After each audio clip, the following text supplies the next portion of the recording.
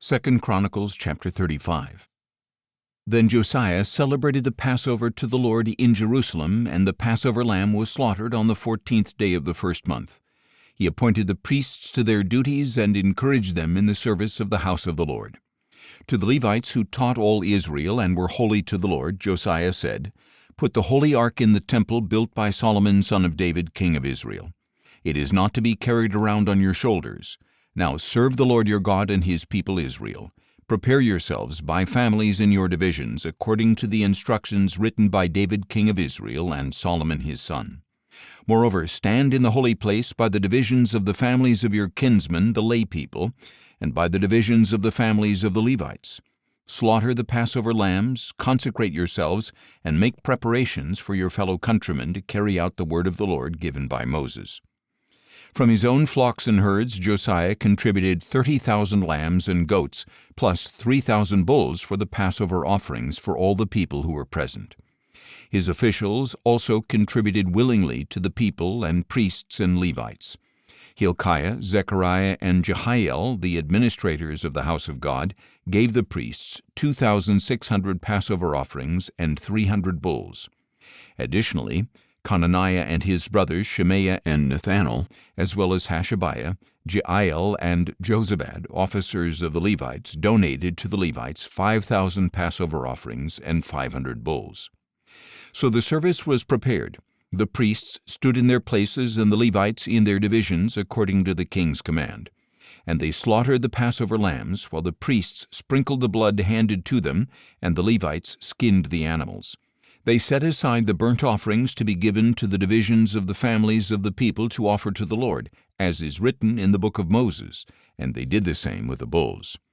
They roasted the Passover animals on the fire according to the regulation, and they boiled the other holy offerings in pots, kettles, and bowls, and quickly brought them to all the people.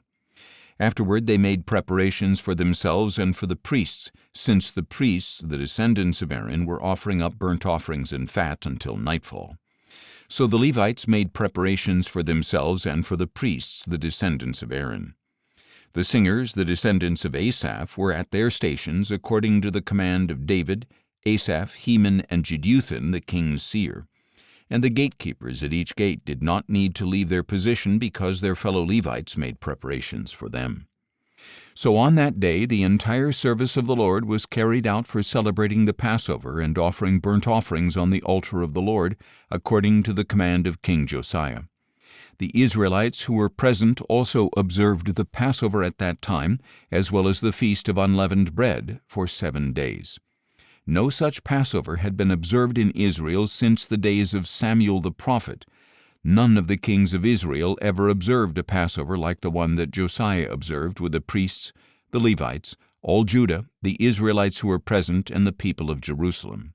In the 18th year of Josiah's reign, this Passover was observed. After all this, when Josiah had set the temple in order, Necho, king of Egypt, marched up to fight at Carchemish by the Euphrates, and Josiah went out to confront him. But Necho sent messengers to him, saying, "What is the issue between you and me, O king of Judah? I have not come against you today, but I am fighting another dynasty. God told me to hurry, so stop opposing God who is with me, or he will destroy you." Josiah, however, did not turn away from him. Instead, in order to engage him in battle, he disguised himself. He did not listen to Necho's words from the mouth of God, but went to fight him on the plain of Megiddo. There the archers shot King Josiah, who said to his servants, "Take me away, for I am badly wounded." So his servants took him out of his chariot, put him in his second chariot, and brought him to Jerusalem, where he died. And Josiah was buried in the tomb of his fathers, and all Judah and Jerusalem mourned for him. Then Jeremiah lamented over Josiah, and to this day all the choirs of men and women sing laments over Josiah. They established them as a statute for Israel, and indeed they are written in the book of laments. As for the rest of the acts of Josiah, along with his deeds of loving devotion according to what is written in the law of the Lord, his acts from beginning to end, they are indeed written in the book of the kings of Israel and Judah.